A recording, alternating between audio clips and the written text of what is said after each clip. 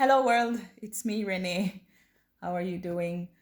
Um every time I'm supposed to make a video, if my face looks puffy, it's because I kind of just woke up and I was supposed to do this video yesterday, but I ended up waking up trying to make myself useful around the room or apartment.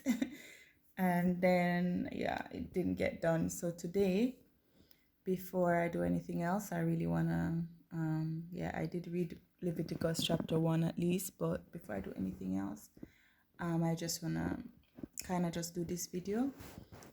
So I remember when I got diagnosed with endometriosis. Maybe now it's gonna be like 7 years, but I've been having this drama for over 20 years, but it was undiagnosed. So I ended up with stage 4 endometriosis. And but I remember when I got diagnosed, I was working at this particular place, and I told my boss at the time, because I had to do a laparoscopic surgery in order for them to diagnose it in the first place. So I had to take time off from work, so they kind of knew.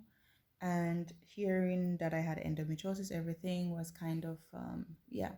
So I remember from that time, I was, first of all, I had to go and Google this thing and everything, and whatever the doctors could explain to me. I remember her saying it doesn't have a cure, blah, blah, blah. They couldn't do much because it was bad, blah, blah, blah, blah. And she said that, oh, I know someone who has this condition, and, this color for endometriosis is yellow. And she was actually encouraging me to be a part of some organization for endometriosis or something like that in Jamaica. And I was like, I mean, I don't remember what I told her, but obviously I didn't do it. But of course, in my mind, I'm like, I don't want to be no poster girl for no disease. I don't want to be the poster girl for no disease. First of all, you're confused. I mean, in a way, I got answers because for many years I had pain and nobody knew what it was and all these things. But at the same time, I was like, yeah, I don't want to be no poster girl for no disease. I bought yellow. Yellow what? I was so annoyed. Like, I don't want to have it. I don't want to be the poster girl. I don't want to say nothing. And I think many years ago, my channel on YouTube is very inconsistent. But many years ago when I started, I remember I was in this polka dot dress, I think, and I was trying to do a video on endometriosis. I did it. It's on YouTube still, I think, if I didn't delete it. But I was in pain that day. I was trying to do the video while I was in pain. It was a mess. My face at the time was swollen. I could tell from the video that my face was swollen, but maybe I don't know if other people could tell because I had probably just been in pain and tears or whatever the whole night. My face was swollen. Um, yeah, the reason why I'm saying that, because it's always very difficult for me to speak about it. Like, if I see someone, I can talk about it, but one of the things that is encouraging me to talk about it more now is the fact that even so now I'm taking this medication called Visanne, which has really is the first thing that has helped in 20 years. So so each time, I think the Lord keeps reminding me of the ladies, the girls on YouTube. I've seen few black girls, mostly white girls on YouTube with the endometriosis, but I think anybody can get it. But I think a lot of people just don't get diagnosed or don't get diagnosed early. And obviously not everybody with it is gonna do a channel, because it's very vulnerable. Because last night when I was thinking of doing this video, I also was reminding myself that now that I am putting out videos, or more videos in general, or more videos on endometriosis, then when I need to get a new job, if these people Google me, like, it can actually affect me getting a job, because some people have lost their jobs with endometriosis.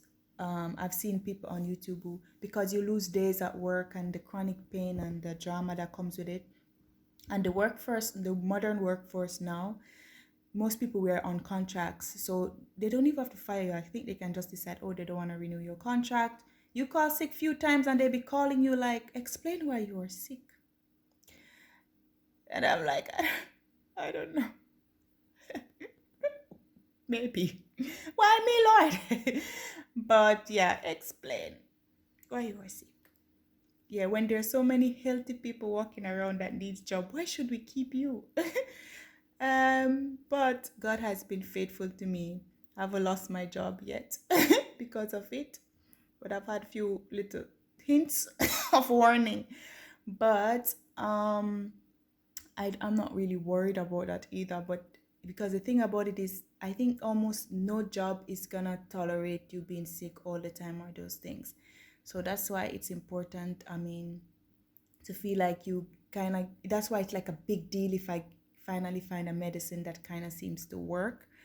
um yeah, so I don't want to be like a poster girl or whatever, but then when I see these other ladies like putting out their vulnerabilities, those of them that they want to get pregnant and they have to do IVF and all those things, I'm not at that stage.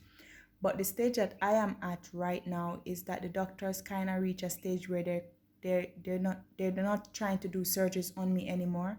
I've done 2 laparoscopic surgery, 1 ovarian cyst aspiration, and the doctors don't really want to go back inside because my internal organs are really kind of stuck together from the inflammation of the endometriosis. So if they want to do surgery, they can't really see what they're doing, so they kind of give me Visanne as a last resort so far. So I didn't want to take it, but when I listened, I think it was a young lady called Finding My Star. She was using it trying to get pregnant or something on YouTube, and there were other young ladies. I can see some of their faces. I don't remember the name of their channels. And then because of listening to these ladies, I've read a few blogs on women with endometriosis too. Then I'm like, okay, maybe I should try it. But I didn't want to take the Visanne in the first place because when I read the list of side effects, you couldn't figure out if it's worse than the endo or the same. And I did go through my round of side effects. So now it's been 7 months since I've been taking it. I am still due to go back to the doctor around now because the last few days I've been having a lot of pain here, but still I have not needed to take any medicine, or I've avoided taking any painkillers, and then it usually go away. So, but I am actually due to go to the doctor. Usually when I go, they do an ultrasound. My ovary, especially the left one, is cray cray. And even though I did the aspiration, my last ultrasound showed that it was filling up again, as if I didn't do the surgery. So that was a little bit discouraging because I think the endo is supposed to, the Visanne is supposed to shrink. I think the endo or whatever. So why the endometrioma is like endometriosis inside my ovaries seems to be unaffected, but the other symptoms that I have with the endometriosis, like the vomiting, the nausea, all of that kind of went, and the being needing to go to the emergency room kind of pain, I don't have it again, but I do have mostly here, and I can feel my ovaries. But the strange thing now, I'm feeling on my right ovaries, like this side, but I don't think we were not really focusing on the right ovaries, so I'm not sure what is the state of that. But I would still say give it a try because it's the most normal life I've been able to have for since I was in high school, which was many years ago. And so yeah, you get to this point where you don't want to be the poster girl, or you don't want to be the one to be like putting yourself out there, because I am making myself more vulnerable, telling people my business. And while it's cool to do cute videos or funny videos and people can laugh and you can get good views and you can just be like, hey, my YouTube is growing, but like for these things it's very painful and personal. And again, as I said, because it can affect and is already affecting people's jobs, it's very difficult to be to put this out there, because I am also putting myself at an advantage, because now I don't have to tell a new employer that I have it. Like, they could just find out and they could secretly use it not to employ me, because now more people are becoming aware of it. But I am trying to take the not selfish road, because these people that went on YouTube and they did their channels and they did their blogs, and I was helped by it. And even in Jamaica, before I got diagnosed formally with it, it was a young lady. We went to the same university together. I won't say anything about her because she told me, I think I was the only person she told. Yeah, I wanted to tell the story, but it's Jamaica. You see, Jamaica is very small. It's very difficult to tell anonymous stories in Jamaica. But long story short, She was going through it, and another problem with her womb. She had endometriosis and something else. And she was the first person who told me that name. So I was researching. When I was having that pain in university. I was researching all of the I was researching ovarian cancer, endometriosis, polycystic ovaries, whole heap of things. At one point, I think they had said I had polycystic ovaries, but what years after, when they double checked, it was the endometriosis inside my ovary. They said chocolate cyst. So yeah, so that young lady opened herself up. She was vulnerable. I was in awe. I never heard the word before in my life. I never met anyone with either endometriosis or the condition that she had. And this girl was going through stuff, and she told me, because she pulled me aside, because I was trying to explain my pain to a group of girls, and none of them understood. I was making a joke. I was in severe pain. It was among a group of girls, and I was telling them, like, somebody's texting me, sorry. I was in among a group of girls, and I was joking, and I was saying to them, oh my gosh, I am feeling pain in places that pain isn't supposed to be. But most of these girls, they know me as someone who like to clown around a lot. So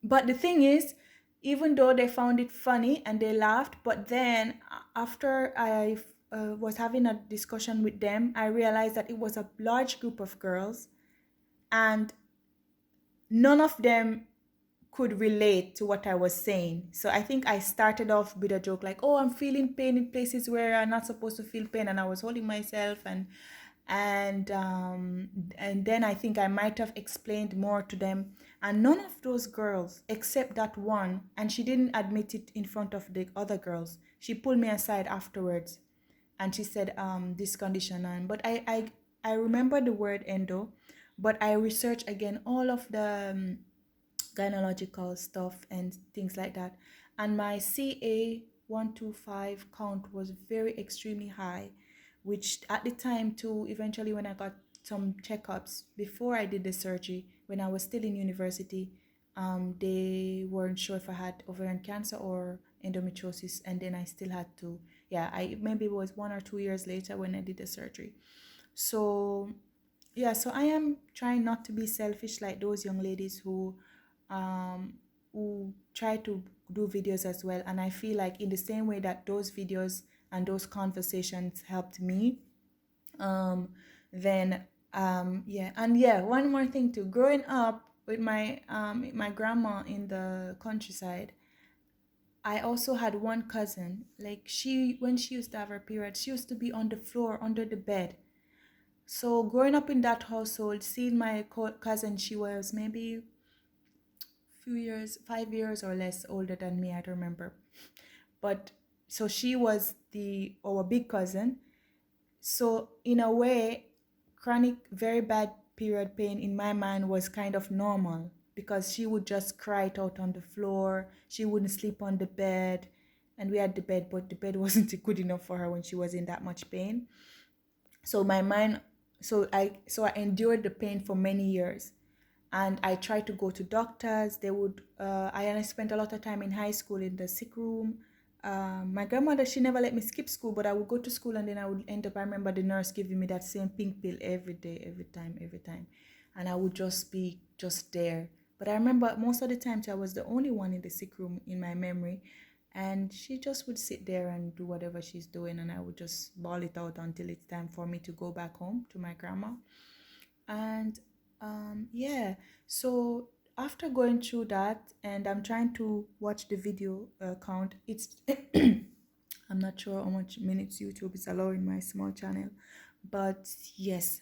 So fast forward now, it's a very long, complicated, mix up story of this whole journey of diagnosis, and doctors like just, I think, and people just maybe thinking I just want to create drama, or yeah. I remember once I was in dance class, I did an elective in dance, and I was, because we were dancing and stuff, and I don't know what we did, and I'm not a good dancer, but I only took the elective to because I wanted to try, but my brain and my feet are not connected in any way, so don't have hope that I can dance. But yeah, but it also had a written component, so I passed the course anyway. But and I remember being on the dance because I'm always goofing around. And I remember on the dance floor I fell and I was like in so much pain. But I wasn't crying, and I think, and even to this day, like the dance teacher, she think I was just being dramatic, and I tried to tell her, she didn't believe me, and I just think I waited it out on the floor, and just business as usual. But yeah, um, so now to get some relief, now the main thing that I'm having now is this pain, but that pain is from the endometriosis. But a side effects I read from the pamphlet of the Visanne is also abdominal cramps. So now these cramps that I'm having is either from the endometriosis or the side effect of the Visanne.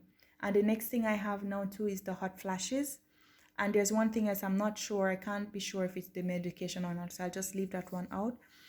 But yeah, and few months, the first 3 months or so, I had other side effects which I wrote about in my blog. As soon as I get around to it, I could just link the blog maybe in here instead of repeating everything.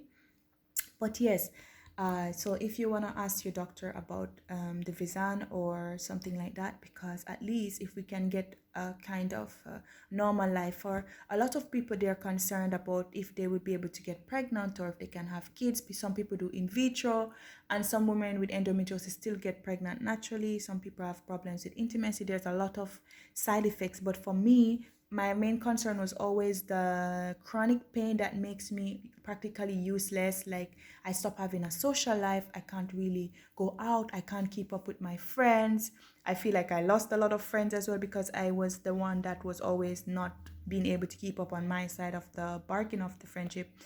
And I think, yeah, I cannot, I used to be able to just force myself to go to work, then go home and stay in bed. It also affected my diet because I live alone, and then I didn't have time to cook. I always don't have energy, but now I've been able to start cooking again. Yeah, my food, I think I need to really relearn. I feel like I need to relearn how to cook to get it to be like, to take my cooking from a zero to a hero. But yeah, I'm gonna work on that. But I can start cooking again. I can start wearing heels again when I want to, but I don't even own a lot of heels or shoes right now because I usually just end up with flip-flops because of the pain that I always feel here. I used to really love wearing high heels when I was younger, and mostly even in the bad road in Jamaica, me and my heels are going like me a hot girl. But even that, I couldn't really wear them so much anymore because most of the time I was in pain. So now I can wear heels again. I can cook again. I can eat more too because I always have nausea a lot, which I don't have so much nausea now. So that really helps. And what else can I say has improved? Yeah, my social life. I can talk to friends. I can keep up with people, and I have I go to the emergency. I haven't been to the emergency room in 7 months. Besides my surgery, I didn't go back to the emergency room in pain. And yeah, that was. I used to try to keep myself and force myself as much as I can to be okay and to keep it together. But then sometimes I still had to go to emergency room, and sometimes I'm almost fainting. Once the nurse, I don't even know how she ended up seeing that I was gonna pass out, and she brought the chair in time, so I never had to faint. So I don't have to go through that anymore. And the doctors at the moment now, I have to stay on it kind of indefinitely, the doctor said for now. Because of what is going on right now, I'm not able to go do my follow-up treatment. So in this whole quarantine and everything, I have enough medication for a few weeks. And I also bought some of the other harsher pain medications I used to take in the event that for some reason I run out of medication and I'm not able to go back, because I take the Visanne, but apparently if you miss a day or you miss some time like this, you can have like bleeding or severe pain, and everything just kind of go back to square one, because this medicine is kind of just suppressing it, it's not healing it really, I think. So yeah, so I have pain medicines as well. Yeah, so I already thought about that before this whole drama, so I made sure I bought this one. But it is always good to share and to help others, and even if it is something, I'm not encourage everybody to share, as I said, because I think if you share, you might put yourself in a little awkward position if people know what you're going through. But at the same time, I feel like since I've been helped so much by others, um I just wanna also be that girl to help as well by telling my story. And I feel blessed as well that I was able to endure this pain for all these years. I feel blessed that God has finally given me something that works. I don't know how long I'll be able to keep up with taking it, and I don't know what is the other side effects I might feel if I keep using it for a long time. This is 7 months, but it is better than the alternative of going to the emergency room all the time, or needing to go to the emergency room and deciding to stay home by myself. And sometimes I used to be so frightened to maybe pass out in my room by myself and nobody would know that I am there. So that used to be something that scares me a bit. So whenever I feel like I'm going there, I would just like get myself ready and go to the doctor, crawl to the doctor sometimes, literally. Yeah, but no matter what you're going through now, for people now, imagine in quarantine, or maybe some people, I heard they don't have their medicines, or you're going through a hard time. You know that it's not easy. We know it's not easy, but I'm just here to encourage you to stay focused, to stay optimistic. Like, I always like to be on the optimistic side, and that's why too I think often I don't make certain videos, because if I like positivity. I like the positive side of things, because it has kept me personally, so I can testify to that. Just like having faith in God and just be like, yeah, I have this condition but I'm still alive. No, I have this condition but I'm still conscious, I'm still breathing, I still have a chance to live another day. Imagine I lived long enough for them to create a new drug for endometriosis. Can you imagine? And I've been having it since God knows when. So yeah, there were times as well where I just didn't want to wake up, like every day pain, drama, and this and that. And I got so tired and sick and tired of being sick and tired. But they say that God doesn't give you more than what you can bear. So when I was getting to that point where we're running out of options, then something came up. And I don't know if tomorrow I'll come and tell you that, yeah, I have to stop taking it because of some drama or something. But so far, it's been good. So it's worth a try to ask about it. And yeah, so I am home, I'm on quarantine, I have time, I have a lot of time. So I will come back and make another video, maybe about something else later.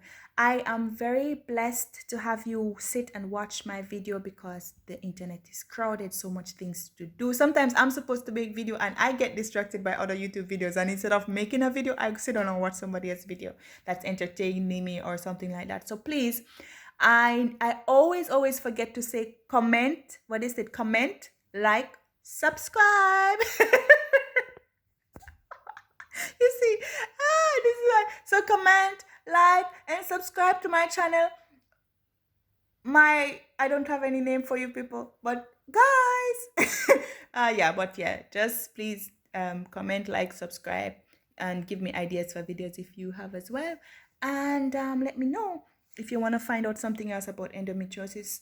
Let me know. I know a lot of it about it. Yeah, but as I said, sometimes you feel a bit cute to share stuff, or it's just yeah, it's kind of a little bit cringe, like the details. Bye for now. See you next time. When I start talking foolishness, I'm gonna come off the video. Bye.